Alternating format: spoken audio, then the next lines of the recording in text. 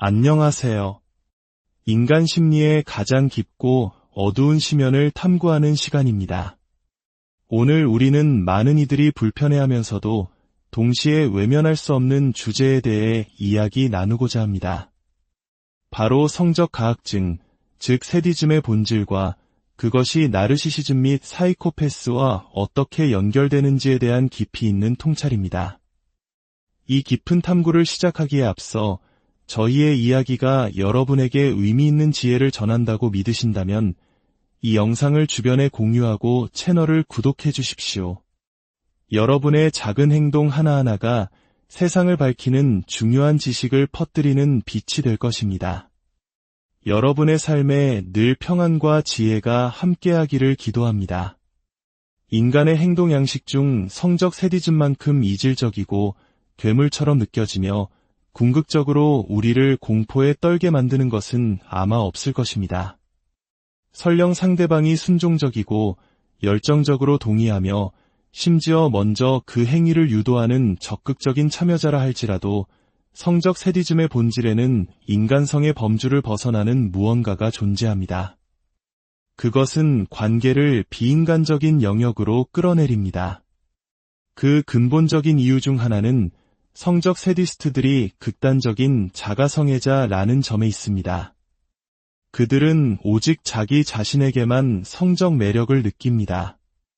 그들에게 유일하고 배타적인 성적 대상은 바로 자기 자신입니다. 많은 경우 그들은 타인에 대해서는 사실상 무성애자에 가깝습니다. 즉, 성적 세디스트는 파트너의 성별이나 매력에 성적으로 흥분하는 것이 아닙니다. 그렇다면 파트너는 어떤 존재일까요? 그들은 파트너의 육체를 자기 자신을 위한 도구로 사용합니다. 파트너의 순종, 스스로를 더럽히고 격하시키는 행위에 기꺼이 참여하는 모습, 자발적으로 자신을 부정하는 그 모든 행위들이 세디스트의 자기애를 극대화시킵니다. 이러한 과정을 통해 세디스트는 스스로가 거부할 수 없을 만큼 매력적이라고 느끼게 됩니다. 파트너의 굴복을 보며 그는 자신이 얼마나 섹시하고 매력적이며 저항 불가능한 존재인지를 확인합니다. 그리고 그 순간 그렇게 증폭된 모든 성적 에너지는 온전히 자기 자신에게로 향합니다. 모든 관심의 최종 수혜자이자 성적 대상은 결국 자기 자신인 것입니다. 이것은 완벽한 유아론적 행위입니다. 성적 세디스트는 침실에서 그리고 그의 모든 관계에서 언제나 혼자입니다. 그의 파트너는 단지 그의 위대함을 확인시켜주는 살아있는 소품에 불과합니다. 파트너는 세디스트가 스스로를 치명적으로 매력적인 최고의 존재로 인식하도록 돕는 협력자일 뿐 그 이상도 이하도 아닙니다. 결국 그들이 행하는 모든 것은 정교하게 연출된 자위행위에 지나지 않습니다. 여기서 중요한 점은 소수의 폭력적인 경우를 제외하면 대부분의 성적 세디스트들은 비동의적인 관계를 추구하지 않는다는 것입니다. 오히려 그들은 파트너의 명확하고 열정적이며 반복적인 동의를 필요로 합니다. 왜냐하면 그 동의 자체가 자신의 위대함을 증명하는 가장 확실한 증거가 되기 때문입니다. 이것은 우리가 흔히 아는 BDSM과는 근본적으로 다릅니다. BDSM은 정해진 규칙과 역할이 있는 의식화된 행위이며 상호 존중을 기반으로 합니다. 하지만 세디스트에게 파트너는 소화하고 뱉어낼 원재료일 뿐입니다. 클라이맥스에 도달하고 나면 더 이상 필요 없는 소모품이 되는 것이죠. 이러한 인간 심리의 뒤틀림을 더 깊이 이해하기 위해 우리는 나르시시스트와 사이코패스의 내면을 들여다봐야 합니다. 이 두 유형의 인간에게 공통적으로 나타나는 핵심적인 동기는 바로 타인의 저항을 무너뜨리는 것입니다. 나르시시스트와 사이코패스는 본질적으로 반항적이며 권위에 도전합니다. 그들은 사회의 법, 규범, 도덕을 따르지 않습니다. 그들은 모든 사람이 자신과 같을 것이라고 가정합니다. 이것은 투사라고 알려진 심리적 방어 기제입니다. 즉, 그들은 모든 인간이 권위를 싫어하고 공격적이며 경계 없이 행동한다고 믿습니다. 따라서 그들의 세상에서 타인을 이해하는 핵심적인 개념은 바로 저항입니다. 그들은 모든 인간이 저항하려는 본성을 가지고 있다고 봅니다. 그렇기에 타인의 저항을 극복하는 행위는 그들에게 신과 같은 힘과 거부할 수 없는 매력을 증명하는 순간이 됩니다. 상대방의 동의를 얻어내고 협력을 이끌어내며 궁극적으로 굴복시키는 것. 그것은 상대를 정복하고 소유하는 행위입니다. 그 순간 상대는 더 이상 독립된 인격체가 아니라 자신의 일부이자 소유물이 됩니다. 상대의 마음을 꿰뚫어 보는 것, 행동을 바꾸는 것, 가치관이나 신념을 바꾸는 것, 심지어 주변 사람들과의 관계를 바꾸는 것까지. 이 모든 것이 저항을 무너뜨리는 다양한 형태입니다. 그들의 세계에서 피해자, 파트너, 그 누구든 모두 정복되고 침범당하고 소화되어야 할 대상일 뿐입니다. 그렇다면 관계 속에서, 특히 성적인 관계에서 나르시시스트와 사이코패스는 어떤 결정적인 차이를 보일까요?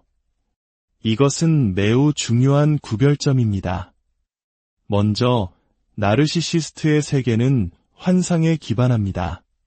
그들은 현실 검증 능력이 매우 취약하며 스스로를 가스라이팅합니다. 따라서 타인과 관계를 맺기 위해서는 정교한 환상의 세계를 만들어내고 당신을 그 연극의 참여자로 끌어들여야만 합니다. 또한 나르시시스트는 앞서 말한 세디스트처럼 자가성애자입니다. 그들의 유일한 성적 대상은 자기 자신입니다.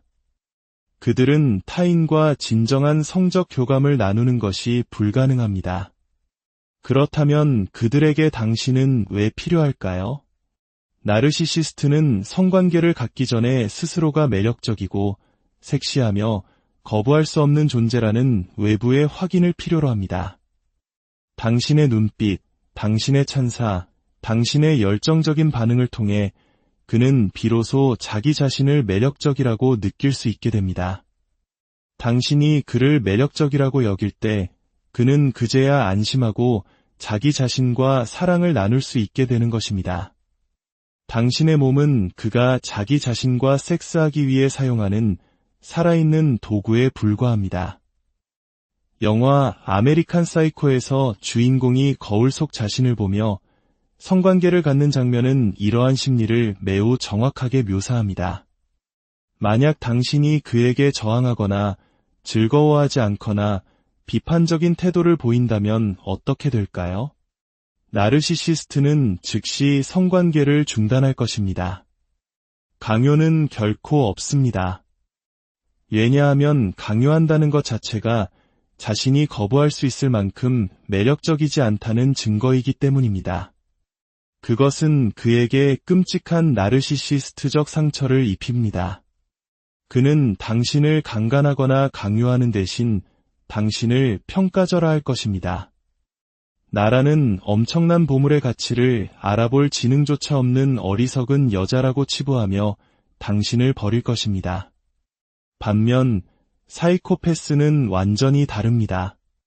사이코패스의 세계는 환상이 아닌 현실에 단단히 발을 딛고 있습니다.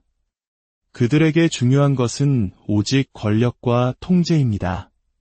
그들은 나르시시스트와 달리 정상적인 성욕을 가지고 있지만 그 성욕은 권력에 대한 갈망과 깊이 결합되어 있습니다. 당신이 사이코패스에게 매력을 느끼는 것은 그에게 당신을 통제할 힘이 생겼다는 신호입니다. 그를 성적으로 흥분시키는 것은 당신의 매력이 아니라 당신 위에 군림하게 된 자신의 권력 그 자체입니다. 당신은 그가 얼마나 강력한 존재인지를 증명하는 살아있는 증거일 뿐입니다. 따라서 사이코패스는 추격과 정복의 과정 자체를 즐깁니다.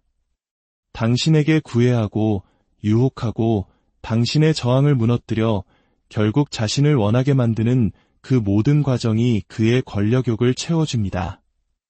나르시시스트가 구애를 굴욕으로 여기는 것과는 정반대입니다. 만약 당신이 사이코패스를 거부한다면 어떻게 될까요? 그의 권력 게임이 실패했음을 의미하기에 그는 극심한 좌절감을 느끼게 됩니다. 그리고 심리학에서 말하는 좌절 공격 가설처럼 그 좌절은 공격성으로 이어질 가능성이 높습니다. 물론 대부분은 언어적 공격에 그치지만 소수의 극단적인 경우에는 폭력이나 성폭행으로 이어질 수도 있는 것입니다. 사람들은 흔히 사이코패스라고 하면 연쇄살인마나 잔혹한 범죄자를 떠올립니다. 하지만 이는 극소수의 사례를 일반화하는 오류입니다. 대다수의 사이코패스는 우리 주변의 평범한 이웃 혹은 사회에 존경받는 인물로 존재합니다.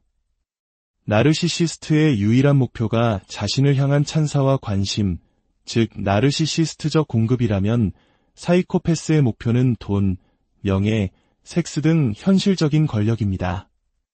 나르시시스트는 당신이 그를 세상 유일무이한 최고라고 믿게 만들어야 합니다. 반면 사이코패스는 당신을 통해 자신이 당신을 통제할 힘을 가졌음을 확인해야 합니다. 결론적으로 이 두 유형은 인간관계를 파괴하는 방식에서 뚜렷한 차이를 보입니다. 나르시시스트는 당신을 자신의 환상 속으로 끌어들여 자신을 숭배하게 만드는 거울로 사용합니다. 그 거울에 흠집이 나면 가차없이 깨뜨려 버립니다. 사이코패스는 당신을 그의 힘을 과시하기 위한 체스판 위의 말로 사용합니다. 게임에서 지게 되면 판 자체를 엎어버릴 수도 있습니다. 이러한 어두운 심리를 이해하는 것은 그들을 두려워하기 위함이 아닙니다. 오히려 우리 자신을 보호하고 건강한 관계를 식별하며 인간 본성의 복잡성을 더 깊이 통찰하기 위함입니다. 그들의 세계를 암으로써 우리는 비로소 그들의 게임에 휘말리지 않고 우리 자신의 삶을 온전히 지켜낼 수 있는 지혜를 얻게